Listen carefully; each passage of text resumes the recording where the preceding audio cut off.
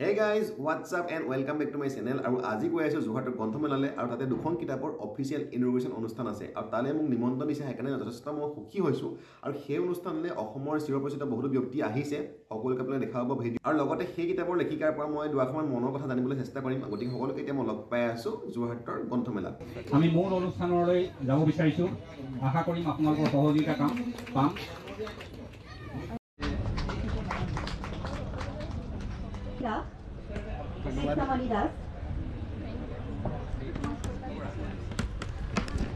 ধন্যবাদ আমি প্ৰথমতেই বৰষুণৰ ফুল গ্ৰন্থ উন্মোচন কৰিবলৈ আগবাঢ়িম আৰু এজন স্বনামধন্য বিশিষ্ট ব্যক্তি শ্ৰীযুত শান্তনু তামুলীদেৱে সেই গ্ৰন্থখন উন্মোচন কৰিব উন্মোচক আৰু গ্ৰন্থৰ প্ৰণেতাক আমি ইয়ালৈ মাতিছোঁ মঞ্চলৈ তেখেতক গ্ৰন্থ উন্মোচনৰ আনুষ্ঠানিকতা কৰিবৰ কাৰণে আমি অনুৰোধ জনালোঁ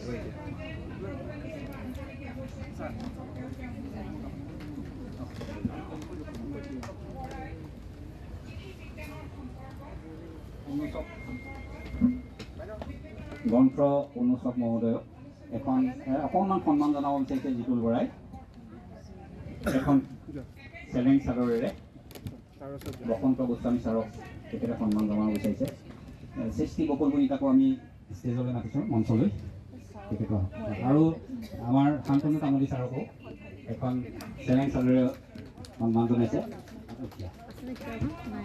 আমি জিতুল বৰাৰ এই গ্ৰন্থখন উন্মোচন কৰিবলৈ লৈছে ছাৰে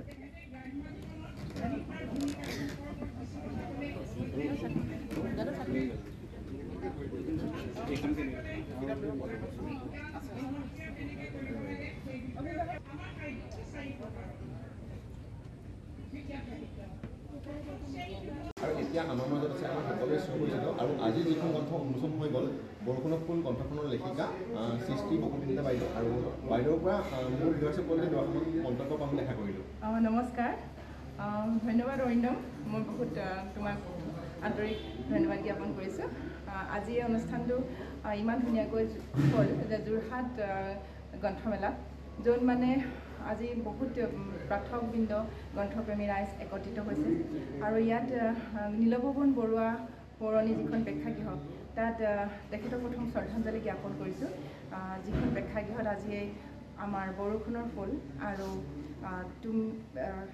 পৰ্যটনস্থলী অসমৰ পৰ্যটনস্থলী জিতুল বৰাৰ দেৱৰ ৰচিত গ্ৰন্থ আৰু বৰষুণৰ ফুল দুখন উন্মোচন কৰা হ'ল আৰু আমাৰ মাজত আছিল আমাৰ অতি শ্ৰদ্ধাৰ কৃতজ্ঞতা জ্ঞাপন কৰিছোঁ অতি শ্ৰদ্ধাৰ ব্যক্তি দুগৰাকীয়ে মহিৰুহ অসম সাহিত্য জগতৰ আৰু শিশু সাহিত্যিক তথা বিশেষজ্ঞ আৰু ভাষাৰ সাহিত্যৰ কাণ্ডাৰী মোৰ অতি শ্ৰদ্ধাৰ সৰুৰে পৰা তেখেতৰ কিতাপ পঢ়ি মৌচাক মামা খ্যাত কিতাপ পঢ়ি যে আপ্লুত হৈছিলোঁ আৰু অনুপ্ৰেৰিত হৈছিলোঁ সেই শ্ৰীযুত শান্তনু তামুলী দেৱক মই কৃতজ্ঞতা নিবেদন কৰিছোঁ তেখেতে মোৰ কিতাপখন আজি উন্মোচন কৰিলে আৰু দ্বিতীয়খন গ্ৰন্থ উন্মোচন হ'ল ভাষাবিদ তথা সাহিত্য কাণ্ডাৰী মহিৰুহ শ্ৰদ্ধাৰ ডক্টৰ বসন্ত কুমাৰ গোস্বামী দেৱৰ দ্বাৰা সেইখন গ্ৰন্থ আমাৰ জিতুল বৰাৰ অসম পৰ্যটন স্থলী সেই গ্ৰন্থখন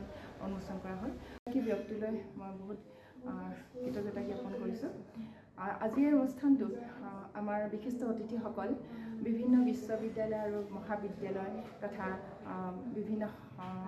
বিভিন্ন ঠাইৰ পৰা আমাক অনুপ্ৰেৰণা যোগাবলৈ অহা গ্ৰন্থপ্ৰেমী ৰাইজসকল আত্মীয় স্বজনসকল আৰু ভাতৃহম বন্ধু বান্ধৱ সকলো লোকে মই শ্ৰদ্ধা নিবেদন কৰিছোঁ বিশিষ্ট অতিথিৰূপে আছিল আমাৰ এই অনুষ্ঠানটোত প্ৰথমে আবৃত্তি গুৰু যোৰহাটৰ শান্তিচায়া শইকীয়া বাইদেউ অসম মহিলা বিশ্ববিদ্যালয়ৰ ডক্টৰ গীতিমণি হাতীমৰীয়া বাইদেউ, অসম শ্বহীদ পিয়ল ফুকন কলেজ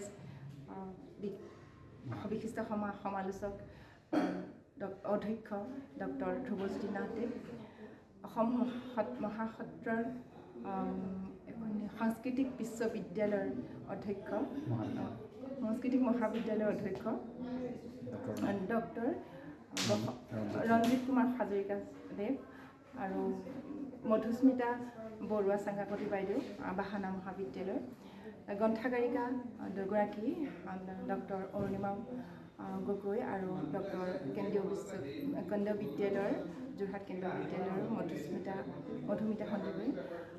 ইয়াত উপস্থিত আছিল আমাৰ অতি শ্ৰদ্ধাৰ আমাৰ সচিব প্ৰশাসন সচিব পংকজ শইকীয়াদেৱ, শ্ৰদ্ধাৰ পংকজ শইকীয়াদেৱ। সভা তেখেতে সঞ্চালনা কৰিলে, ইমান ধুনীয়াকৈ সঞ্চালনা কৰিলে আমাৰ অনুষ্ঠানটো।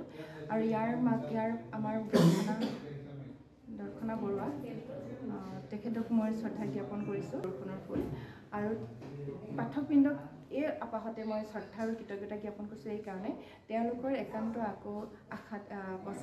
আপাহতে মই এই দ্বিতীয় সংস্কৰণটো আপোনালোকৰ আগত তুলি দিবলৈ সক্ষম হ'লোঁ। মোৰ অতি শ্ৰদ্ধাৰ এই মোৰ তাগিদা দি থকা অতি মৰমৰ মোৰ মা, মোৰ শাহু মা যিগৰাকী হেৰাই গ'ল, তেখেতক মই এই সময়তে শ্ৰদ্ধাঞ্জলি জ্ঞাপন কৰিছোঁ আৰু মোৰ মাক শ্ৰদ্ধা নিবেদন কৰিছোঁ। সৃষ্টিশীলতাৰ মনে মোক সদায় লিখিবলৈ সদায় অনুপ্ৰাণিত কৰিছে। আৰু মোৰ যিখিনি বন্ধু বান্ধৱ আৰু লগতে মোৰ স্বামী শ্ৰীযুত তপন কুমাৰ গগৈদেৱ, তেখেতক মই বহুত শ্ৰদ্ধা জ্ঞাপন কৰিছোঁ। তেখেতৰ একান্ত তাগিদাত মই এইখন আকৌ দ্বিতীয় সংস্কৰণ উলিয়াবলৈ সক্ষম হ'লোঁ। এই অনুষ্ঠানটোত উদ্যোক্তাসকলক, যোৰহাট গ্ৰন্থমেলাৰ উদ্যোক্তাসকলক আৰু লগতে প্ৰশাসন পৰিষদৰ সমূহ স্বত্বাধিকাৰী আৰু প্ৰশাসন পৰিষদৰ সমূহ কৰ্মচাৰী, যিবিলাকৰ আচলতে একান্ত ৰাতিয়ে দিনে একান্ত খাটনিত এখন কিতাপৰ জন্ম হয়, প্ৰসৱ হয়, আৰু সেই মানে বহুত কষ্ট কৰি তেওঁলোকে সেইসকলৰহে আচলতে এখন প্ৰচেষ্টা থাকে। তেওঁলোকে বহুত কষ্ট কৰি কিতাপখনৰ লগত যুঁজি থাকে আৰু আমি আচলতে পাঠকৰ আগত অনুভৱৰ আখৰবোৰ আচলতে আগবঢ়াইহে দিওঁ। তেওঁলোকে আচলতে কিতাপৰ বুকুত শুৱাই আকৌ পাঠকৰ মাজত দৃষ্টিৰ আকৰ্ষণ মাজলৈ লৈ যায়। অনুভৱৰ আচলতে প্ৰকৃত তেওঁলোককহে মই কৃতজ্ঞতা জ্ঞাপন কৰিব লাগে। এনেকুৱা এটা অনুষ্ঠানে শুভাৰম্ভণিক বৰষুণৰ ফুলখন আপোনালোকৰ হাতত তুলি দিলোঁ। আপোনালোকে দাপোন প্ৰকাশনৰ